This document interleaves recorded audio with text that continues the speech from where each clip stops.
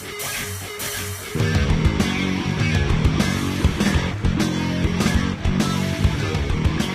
everybody, I'm Ashley Conrad. Welcome to the Daily Muddy. Well, let's talk about trucks. Big, hot, sexy trucks.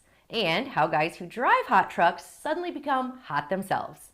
Unless they don't know how to park them, that is.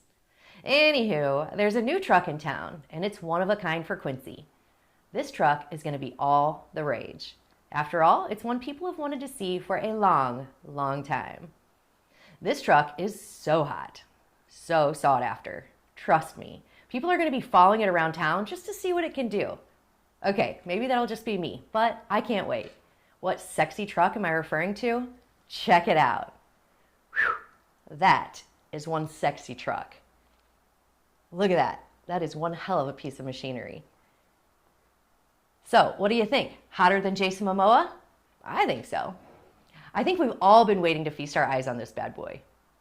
Okay, all teasing and drooling aside, the city's new pothole patching machine is certainly money well spent.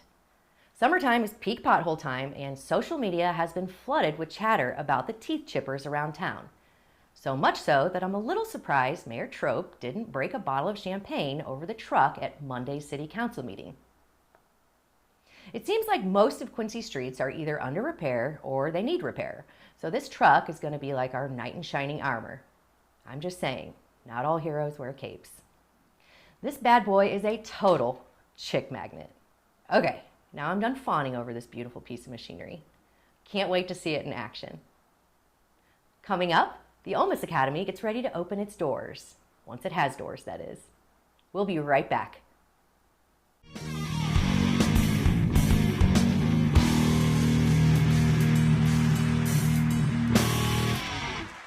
Quincy Warehouse Bargains is your Quincy home improvement store. It's the only store of its kind in the Quincy area. We offer flooring, mattresses, area rugs, dining sets, couches, appliances, and much more. And have more products to come so we can better serve the Quincy and tri-state community. Our staff is ready to help you find what you need to make your house a home. Quincy Warehouse Bargains, 4100 North 24th Street, Quincy. Welcome to the Abbey, a Quincy tradition. With 6 big screens, a new larger kitchen, and now more seating capacity, the Abbey is the place to be before, during, and after the big game. Come enjoy fan favorite appetizers, steaks, burgers, and a variety of daily food and drink specials. Can't join us? Carryout is available too. Now with a convenient drive-up window to better serve you. 1736 Spring in Quincy. Opens at 3 p.m. Tuesday through Sunday. Come join all your friends at the Abbey, a Quincy tradition. What if there was one thing that could improve your mood, productivity, and, well, overall health? There is. It's called a good night's sleep. Harvey's Furniture offers industry-leading beds from Bemco, Chatham & Wells, as well as Spring Air. Harvey's Furniture, our home, your home. Are you looking for the perfect venue for your next special event? Check out Utopia Event Center. Utopia has a large banquet room and an awesome bar area, perfect for anything from birthday parties to formal corporate meetings. It also offers a photo booth, stage for a DJ or a live band, and a fully stocked bar, all for only $300. Check us out at utopiaeventcenter.com or call Barn at 217-430-6559 for more information. Utopia Event Center, 900 North 12th Street in Quincy. Instant Replay is your local sports bar. With 18 big screen TVs, we have all the sports packages from college games to pro games. We offer daily drink specials, and come check out the Bullpen, our newly renovated beer garden. Instant Replay, 2739 Chestnut in Quincy. And welcome back. Joining me today and coming back, actually, Jen Wiemelt and Catherine Zenger, and they are here with Ulmus Academy. And I know we have spoken a little bit about this, but it's such a cool endeavor, and just really thankful you guys came back today. So a couple new developments, I guess we'll say, but then also for people who may not know enough about it, do you mind if we just kind of do a broad overview about what Ulmus Academy is, why the community is kind of rallying behind it, and what kind of new developments you guys think are newsworthy, of course.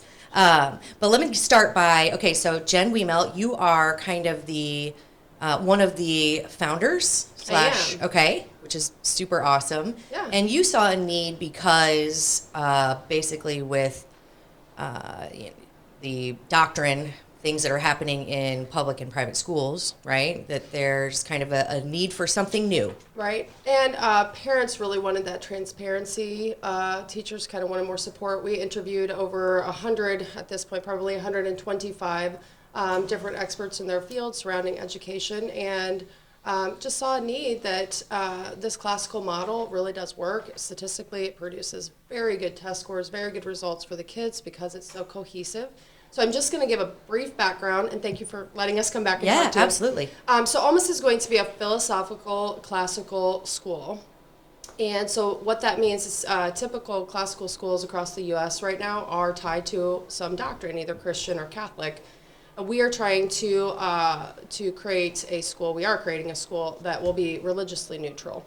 So in classical education, history is its spine, and the rest of the subjects interrelate with that history.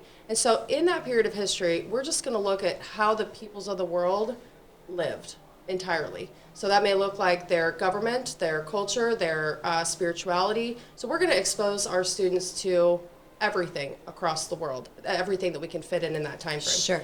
And so there's 4 tours in classical education. So we look at a period in history in that whole year, and the periods are U.S. history, ancients to medieval, Renaissance to Reformation, and then modern times. Very cool. So we will break those down. That'll be a 4-year cycle, and then we'll repeat it. So every time we repeat it, the children are older at that point. They're going to do a deeper dive into it. And I brought Catherine today so that she can really dive us into that part of it too. But the community is rallying around this because it's such a unique idea. It statistically is just awesome. It really connects with the students, and there's wonderful test scores and testimonies, and I think the community really loves that part of it. Sure. But the transparency. I mean, when we have our meetings, we are bringing all of our curriculum so they can go through it, they can look at it themselves. And you had a they're meeting really last loving that. night, right? You We had did. okay, so this was like the second. This is some of our new developments. Yeah. Okay. So this is last night we had our second parent meeting. We had a show of hands from them and said who was at the first one, and only one person raised their hand. Oh, wow. So we had a bunch of new That's people awesome. that were amazing. They were Yeah. very engaged, loved the idea, asked amazing questions, and we were able to show the community what we've done over the last month. and Sure. how we've forged ahead. So biggest questions that got brought up last night were how our classroom structure is. So we will have mixed classrooms. We will have directors over the program with teachers' aides under helping to manage the classroom. And so we do have 3 of our directors hired. We're looking for 5. Okay, and that Catherine is where And you come Catherine- in, right? And Okay, Catherine so is the director of our grammar program. Okay. So she will pick the curriculum and write the lesson planning for K through 5. okay. And so that was interesting to get the feedback from parents on that. They kind of liked. Now, we will have a lower grammar, upper grammar classroom. Okay. So the kids will not all, that K through 5 will not all be together. K through 2 will be in one classroom, 3 through 5 will be in one classroom. But the importance of one teacher really writing all of this is that it goes along with that timeline. We make sure that it's cohesive, and then she works with the upper grade teachers to say, here's the memory pegs I'm putting in for these students. Now you can Here's take what this you can build information on. and fill those boxes. Yeah, that's So, excellent. yep. Yeah. The other big question that people have for us is building. We are in negotiations right now to have a building big enough for all of our students to be in one place. Sure. We just think it's easier logistically for parents. And as soon as we know that information, we will certainly get that out because we'll be Absolutely. excited to announce it. Heck yeah. And we'll have to lease this first year. We kind of knew that was going to happen. But if not, plan B is we're going to go back to our pod system that we originally talked about in our first parent meeting, which is the different, lower grammar, upper grammar, maybe in one building, logic in another one, rhetoric in another building, that we can lease and use for the short period of time that we so need plan them. B. So, Yeah. Yeah. Yep. So we are starting, like I said, Labor Day and Memorial Day, and we're ready to rock and roll. The enrollment last That's awesome. night, we had more letters of intent signed last night right there on the spot. People are so excited about amazing. it. So So how many do you have currently enrolled or with the intent as of right now? Do you know? I know that's a question. And I'm going to but- guess because I don't have the That's numbers fine. from Yeah, last sorry, night, but I I just popped think that on we're you. around 65. Okay, excellent. So pretty cool, Yeah. not counting the numbers from last night. So That's we're awesome. pretty excited about it, yeah. Very cool. Yep. Okay, so just real quick, Catherine. So you kind of touched on it a little bit, but as the director, you will be kind of in charge of creating the curriculum, but also creating that connection between parents, teachers, directors, founders, just to make sure that the vision is, we're meeting it. The vision is, we're connecting all of the above, right? Absolutely. Okay. Yeah, that's what I've been doing a lot the last couple weeks is like meeting with the founders, meeting with the other directors, and then of course some parents have also been at that meeting. And I've really listed out the 4 pillars of what classical education should look like when we look at curriculum, when we look at method. What are these 4 rules that we're going to weigh everything we do against that? And then also, we're also weighing it against the philosophy that the founders have made for Ulmus Academy, because that may look different than every other classical school. So really just laying out what that's going to look like for Ulmus, what is going to keep it classical. And then it's been really interesting because I get to talk to the other directors and they get to weigh, okay, I've never done that, I need more information on how to do that, or I've never used this curriculum, so we can do a deep dive. So that way, the entire school, we're all looking at the same thing. We can balance it on that classical scale and then gauge where we're at and where we need to be. So Sure. we've been building curriculum so quickly because we know how to look at those pillars and say, this works. Right. And then also this is brand new for everybody, right? So just making Right. sure that everybody's on the same page and that, of course there are going to need to be some things that are massaged into place as you go because, of course, there's always going to be unseen or, things that we didn't think of. So you're going to be kind of connection to make sure that everybody's on the same page, and I think that's Yes. awesome. So Yeah, I've been working really closely with the dialectic director because she's the grades right above me, and Okay. those are the things she's really excited about.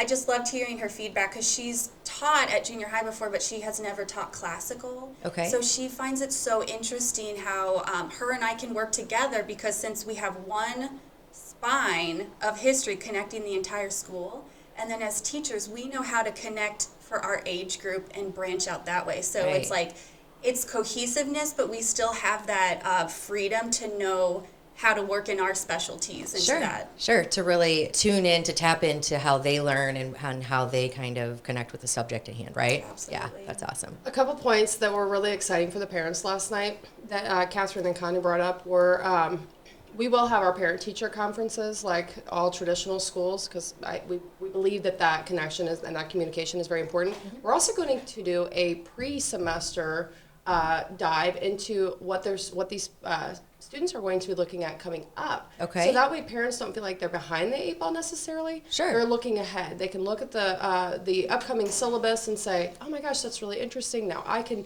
be involved in these conversations at home. The other really interesting thing that the parents gave us a lot of good feedback on was the fact that the history spine goes from K through 12. Yeah. So I really just need to brush up as a parent on this period of history so I can be involved in these conversations with my kids, Right. whether they're in 3rd grade or they're a junior in Right. high school. Yeah. So my kid's not coming home and being like, Mom, guess what I learned? And I'm like, Right. cool. Yeah, Right, yeah. right. No, that's awesome. So we got a lot of good feedback on that part. Yeah, So that's cool. Yeah. Very cool. Well, girls, I think I don't know how many times I've said it, but I'll say it again. I'm really proud of what you guys are doing. I think that, the new idea, the new structure, the whole new kit and caboodle, I think is awesome. I think it gives parents and kids an alternative to what we're kind of used to, but it gives us an alternative to branch out into something new, especially in weird times that we've had just in the recent past. It just kind of shows the importance of choices, of true leadership, of education without doctrine, things that we really need to focus on our kids, and I think this does it. So again, I'm really proud of you. I think you were going to say something else, were you? I don't think so. No? Okay. I thought you put your hand kind of up. I was like, okay. All right. Cool. I think I'm good. All right. Well, if you don't have anything else to touch on, I think that does it for us, right? Okay. Hopefully you'll come back and chat with us again once we get some new updates. Absolutely. All right. We would love to. Thanks, gals. Thank you. Well, that's all we have for today. Tomorrow we have Club Muddy, and hopefully tomorrow Bob remembers to hit record. We'll see you then.